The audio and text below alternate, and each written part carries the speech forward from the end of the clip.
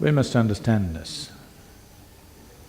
To build a sensible social fabric, it takes hundreds of years normally in a society.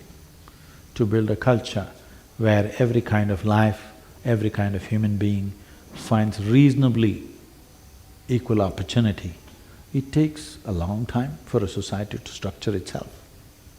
When aberrations happen in the form of war or whatever else which disturbs the entire fabric of the society, you don't expect everything will fall into place just like that. It doesn't.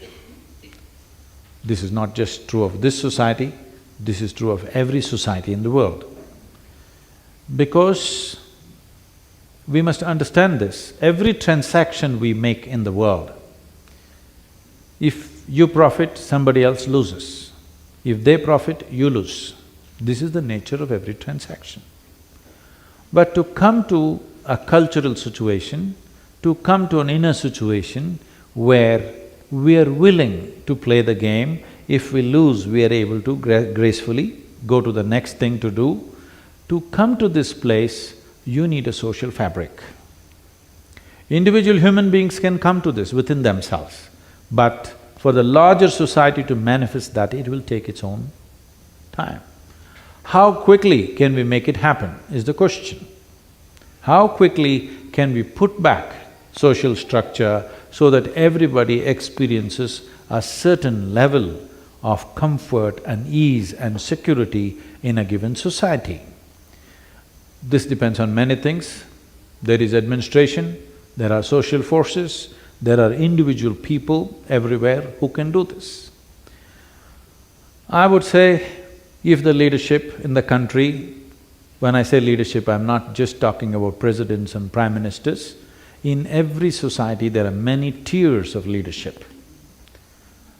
Any one of you who comes in touch with 10 people in a day, you have this choice. You can either impact them positively or negatively, or you can just let it pass by. So, if we start a social movement where everybody strives to impact everybody positively, whoever comes in touch with me today, I make sure that I impact them positively, then there is a sense of ease. When there is no sense of ease, people will do extreme things, always. People should come to a certain sense of ease. First thing is, there is an assurance of physical well-being.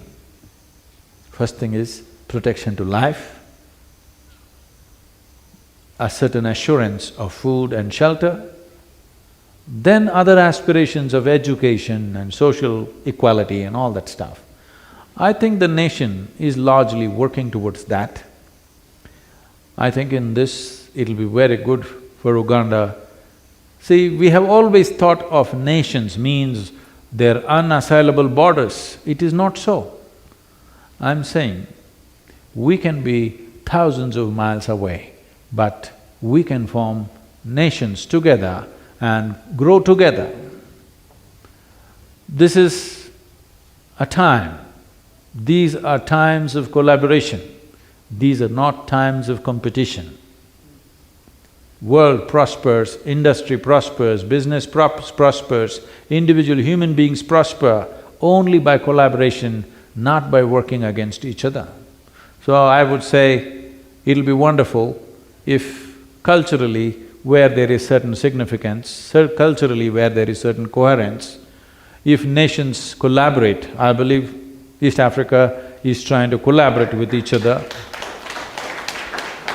Similarly, a larger collaboration you can do because thousands of years of collaboration has happened between India and Eastern Africa. I think this collaboration should grow where both the people will benefit.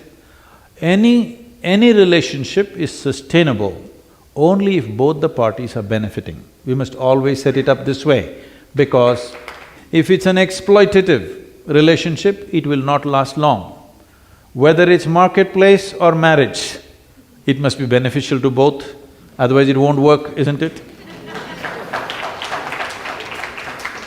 So, setting up such relationships is vital, because why I'm saying India and Eastern Africa is, This is one thing about India. We have been an occupied nation for over 1,000 years. This is the only nation on the entire face of this earth where after 1,000 years of occupation, we have still retained our culture. We've still retained our languages, we've still retained our literature. So there is such a very strong fabric of culture which sets certain things in place by itself.